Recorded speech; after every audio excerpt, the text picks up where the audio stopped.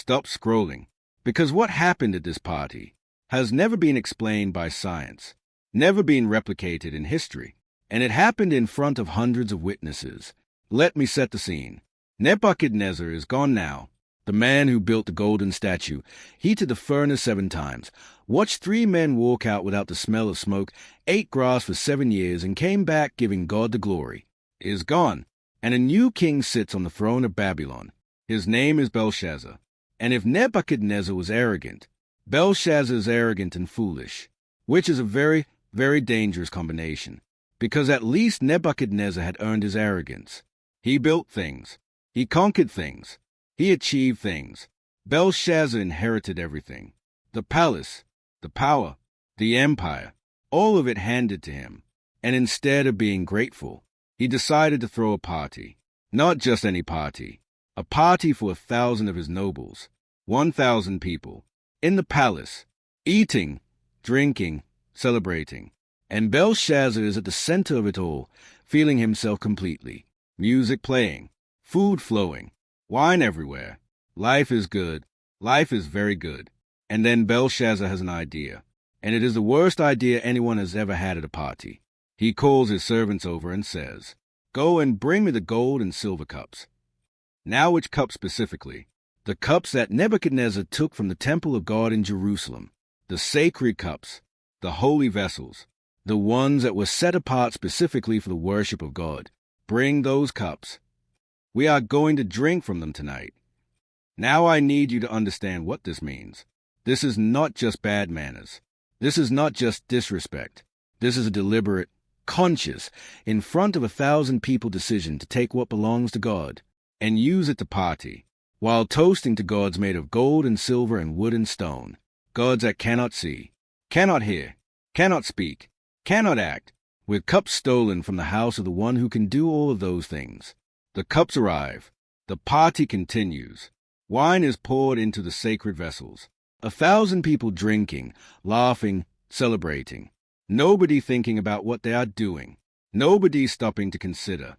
Nobody saying, "Your Majesty, maybe not these cups specifically." Just a party. Getting louder. Getting wilder. And then everything stops. Not because of a sound. Not because someone walked in. Not because of anything that can be explained. Because on the wall of the palace, right there in the banquet hall, lit by the lampstand, something appears. A hand. Not a person. Not a figure. Not a shadow. Just a hand. Appearing out of nowhere.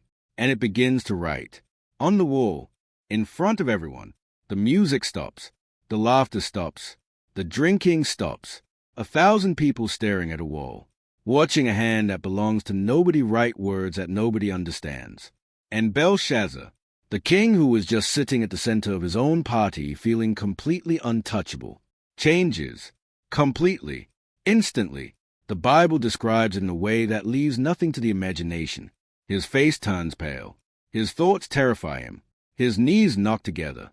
And his legs give way beneath him. From the most powerful man in the room to a man whose knees are literally knocking together. In the time it takes a hand to appear on a wall, he screams for his wise man, bringing the enchanters, the astrologers, the diviners. Whoever can read this writing and tell me what it means, I will give them purple robes. I will put a gold chain around their neck. I will make them 3rd highest ruler in the kingdom. 3rd highest ruler in the entire kingdom of Babylon, for reading some words on a wall. That is how desperate this man is right now. So they bring in everybody, every wise man, every expert, every person whose entire job is to explain mysterious things. They all look at the writing on the wall. They all go quiet. Nobody can read it. Nobody can interpret it. Nobody has any idea what it means. And Belshazzar's terror gets worse, because there is something uniquely terrifying about a message you cannot read. If you can read it, at least you know what is coming. If you cannot read it, your imagination fills in every possible worst-case scenario. The queen hears what is happening and walks into the banquet hall, and she says something that changes everything. "Your Majesty, do not be terrified. There is a man in your kingdom who has the spirit of the holy gods in him. In the days of your father Nebuchadnezzar, This man was found to have insight, intelligence, and wisdom. His name is Daniel. Daniel, the same Daniel who interpreted Nebuchadnezzar's dream about the tree. The same Daniel who served faithfully through empires and kings and furnaces and lions. We will get to the lions. The same Daniel who is now an old man, quietly living in Babylon while everyone around him parties with cups stolen from God's house. They bring Daniel in. And Belshazzar looks at this old man and says, I have heard about you, that the spirit of the gods is in you. My wise men cannot read this writing. If you can read it and tell me what it means. Purple robes, gold chain, third ruler in the kingdom. And Daniel looks at the king, then looks at the writing, then looks back at the king, and says, Keep your gifts. Give your rewards to someone else. I will read the writing for you anyway. Pause. This old man just told the most powerful king in Babylon, I do not want what you are offering.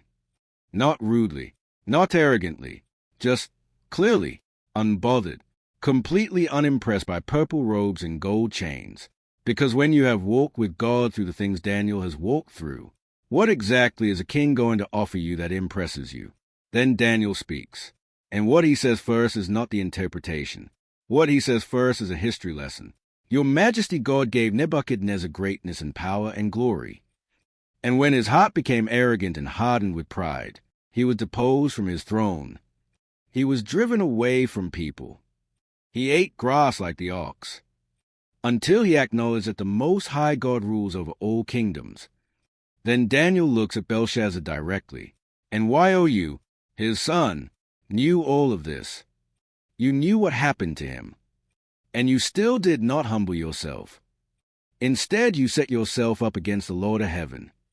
You had the cups from his temple brought to you, and you praised gods of gold and silver and wood and stone, gods that cannot see or hear or understand. But the God who holds your life in his hand, you did not honor. Silence in the banquet hall, 1,000 people, not a sound.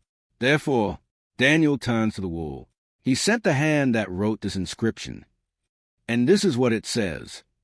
Mean, tekel, parsin. Mean God has numbered the days of your reign, and ended it. Tekel, you have been weighed on the scales, and found wanting. Parsin, your kingdom is divided, and given to the Medes and Persians. Weighed on the scales, and found wanting. Not found guilty of one specific crime. Not found lacking in one specific area. Found wanting, as in when everything about you was measured against what you were called to be. You did not measure up.